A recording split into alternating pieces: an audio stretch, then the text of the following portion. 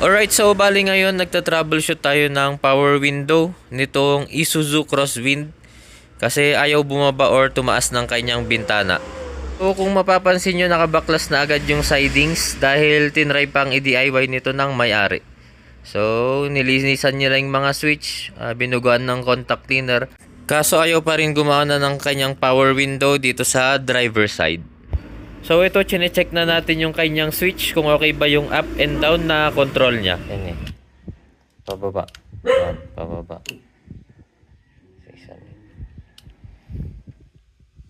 Pataas. Tingin pataas. Kabila. Sige, pataas yan, no. Bitaw. Pababa. Sige, okay. So dahil working din naman yung ating switch, ang next naman nating i-check ay ang power window motor. So bali ayan, binabaklas na natin yung ating power window. So kung mapapansin nyo, hindi na rin tayo nag-check ng mga fuse or relay dahil itong sa driver side lang naman yung hindi gumagana na power window. So yung tatlo gumagana. And sa Crosswind kasi iisa lang yung fuse and relay sa apat niyang power window. So kaya ang chinek na lang natin ay yung wirings and yung switch ng ating motor sa driver side. So if ever naman na hindi gumagana yung apat na power window and walang kuryente sa ating main switch, pwede nating i-check yung ating fuse box sa ating engine bay. So pagbukas mo ng fuse box, nandyan na yung mga relay natin and mga fuses. So kung wala nang diagram yung takip ng fuse box mo, so ito yung pwede mong gawing basehan. So bali ito, yan yung fuse ng ating power window. So pwede mo yan i-check kung na-fuse, kung nagkaroon ng short or ground. And ito naman yung relay ng ating power window. So kung pumutok ang ating fuse or nasira naman ang ating relay, hindi gagana ang ating apat na power window. So bali ayan na, nababa na natin yung kanyang motor and bubuksan na natin to para ma-check natin kung anong nasira. Pare-pare. Wait, sabi niya.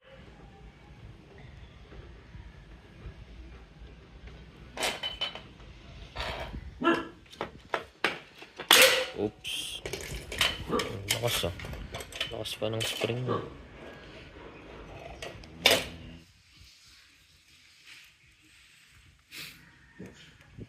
Ito, 400.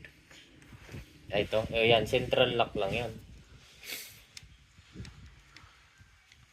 Kung gusto mo yung may tit-tit, may lang. Sige.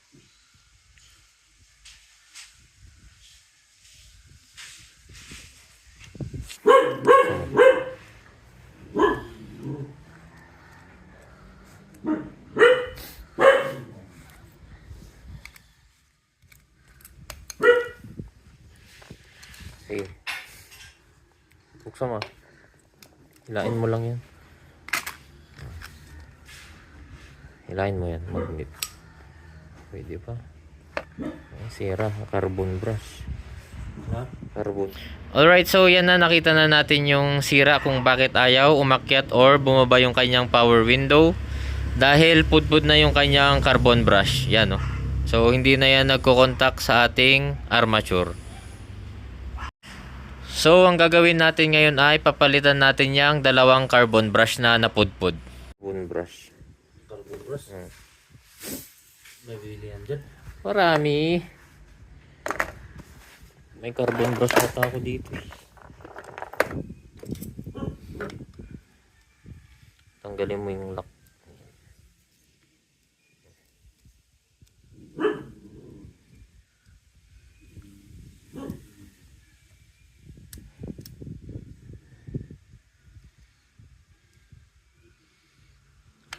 So,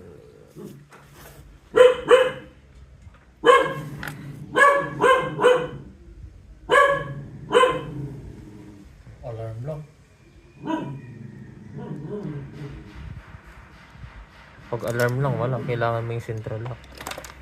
Kuha ka ng liha. Iporma mo dito.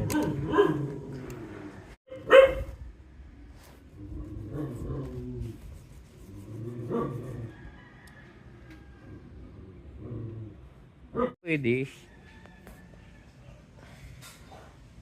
Walang toothbrush na yun. So, bali, yan, napalitan na natin ng carbon brush. So, dito sinusukat ko na lang yung haba ng carbon brush para saktong-sakto lang. Kasi kung sobrang haba niyan, hindi natin mailalak yan. Yan. So, dapat sakto lang yan. Yung maglalak pa yung spring niya. Yan. So, kung sobrang haba, magbawas lang tayo ng unti. Okay, so bali yan, inassemble na natin yung kanyang motor para ma-testing din natin.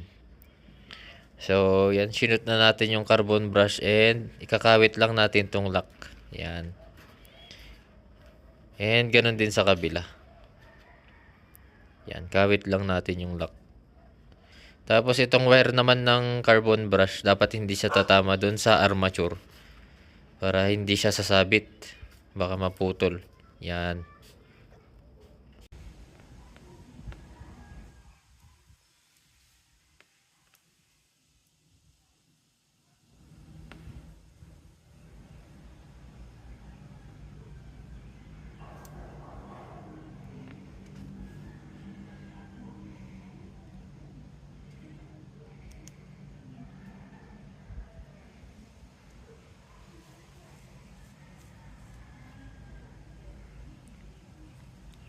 Magnet.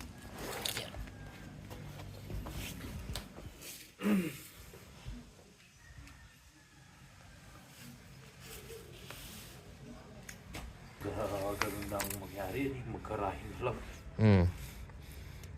Garay ka na lang.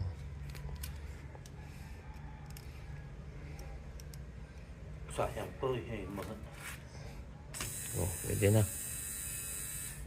yun lang pala ang clean niya. Kunin mo yung ano. Ay, ako.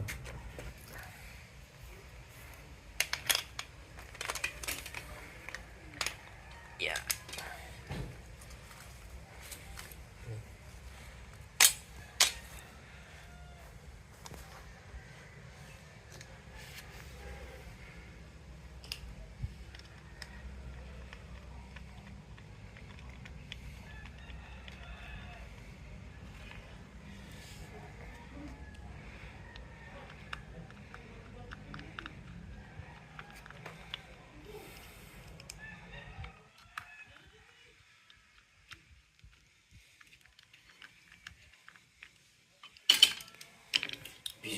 Si Takperi rin tati WD-40. Wala. Pag motor ang sira, wala. Kahit anong gawin mo. Wala ka nang magbibiling original ng mga ganyan ano? Surplus. Pero tsambahan na lang. Surplus? Surplus. Meron pa naman. Parang kay Kinaluwi. Oo.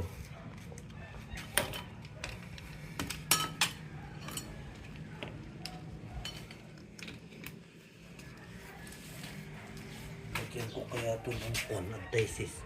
Pwede kaya? Pwede rin siguro. No.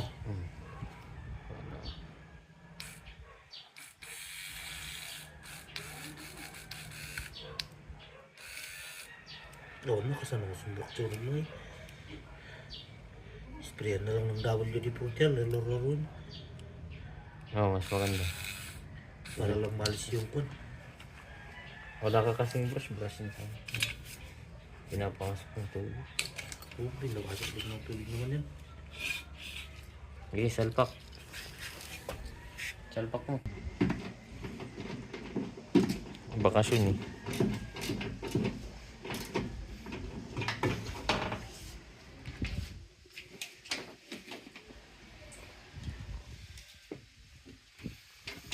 One, two, three, four.